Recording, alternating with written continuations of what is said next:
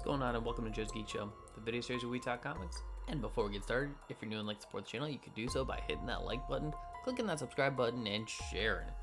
And with that, Halloween Kills. So Halloween Kills is a 2021 sequel to the 2018 movie Halloween, which was a sequel to 1978's Halloween. And if you've seen the trailer to this movie, you know the general premise. Michael is stuck in a burning building from the end of the last movie. Some firefighters go to put the fire out.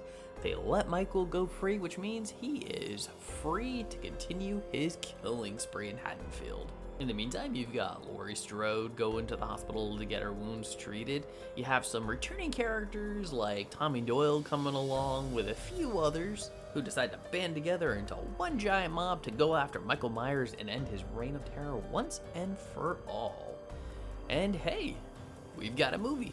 So off the bat, I do want to say that there is a lot about this movie I actually do like. I mean, it's very much the same style as the last movie, with the exception of some few, same cast, same crew, and so as a sequel, I think it fits pretty well with the first one. And all the actors in this movie do a pretty top-notch job. Of course, Jamie Lee Curtis, Judy Greer, they turn out really solid performances. James Jude Courtney as Michael Myers is also really good. I love the way that he just moves in this movie, you know, just kind of very stiff and stuff, but he's got kind of like this very interesting walk, and he does look and feel menacing, even though given his current age, he should probably be suffering from like all kinds of arthritis. Of course, the general highlight of this movie though are the kills. Now when it comes to my slasher films, I'm a simple man of simple needs, and all you gotta do is just start brutally murdering people. And I will admit, this is probably the biggest body count that Michael Myers has had in any film. Some are kind of simple, but others are extremely over the top, and I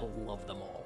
But this movie isn't just about Michael Myers going on his rampage and Laurie and the others like banding together to try to take him out. There's also a little bit of commentary this movie is trying to establish. Primarily mob mentality. Effectively, when you're so past the point of fear that you just don't listen to any reason whatsoever, and innocent people can die. And while I can respect what I think the movie is trying to say, this part of the film also kind of slows it down.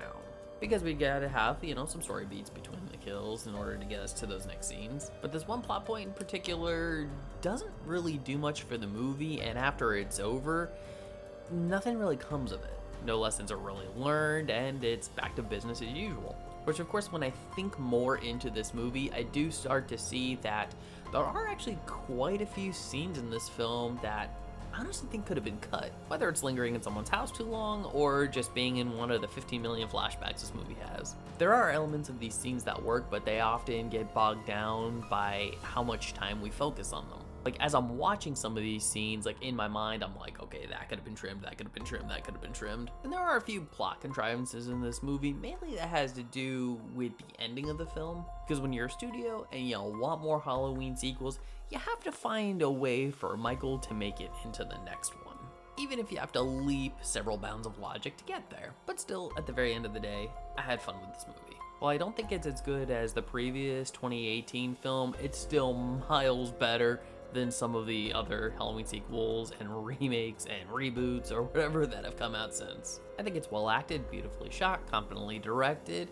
Again, probably could have gone through, you know, another round of editing to kind of trim it down a little bit. But at the end of the day, if you want a movie about Michael Myers just slaughtering a bunch of people, then yeah, I think you'd be happy with it.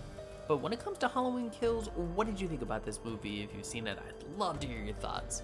Please leave your comments in the comment section below. And if you like this video, I'd love it if you'd smash that like button, share it with some friends, subscribe if you're not subscribed already, and ring that notification bell for more comic book content. And if you're wondering what to watch next, consider one of these two videos. Alright, take care, have a great day, and as always, stay geeky.